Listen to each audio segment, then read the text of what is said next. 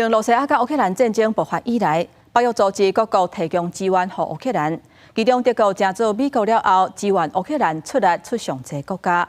不过，后冷战时代以来，德国军队本身嘛有真侪问题，包括废除征兵制、地属边缘流失、军备无够等等的问题。这嘛，方认为讲，因是欠人、欠钱、佮欠装备的武装部队。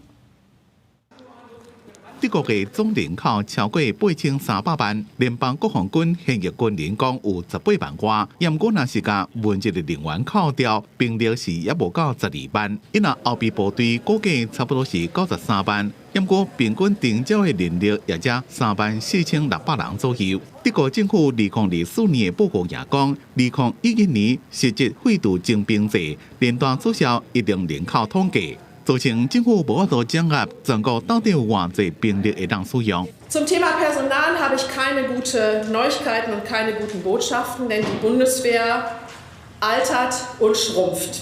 所以国防部就开始这项后备军人训练计划，调查满18岁以上的公民，或者是年纪更加大、有服役经验的退伍军人，有偌济人愿意加入后备部队。同时也改革募兵制度。 一期自半年到23个月。路透社报道，俄乌战争爆发了，有真侪德国人就认为，未能够再建造天下太平。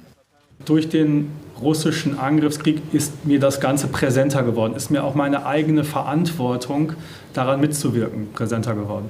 Ich muss leider feststellen, die Bundeswehr hat immer noch von allem zu wenig. Es fehlt an Munition, an Ersatzteilen, an Funkgeräten, es fehlt an Panzern, an Schiffen und an Flugzeugen. 德国军事工业的水准是全世界排前几名，不过有算的问题一直拢互家己的国防军无法度有新的装备。即马有名的军火商 KNDS 送出上新型的155毫米自走炮，只要指挥官加驾驶2个人就当操作。 装弹开炮全自动，用轮型装甲车做底盘，机动性正悬。但是德军家己要用，还阁要等几年，因为因还阁排伫咧乌克兰后壁。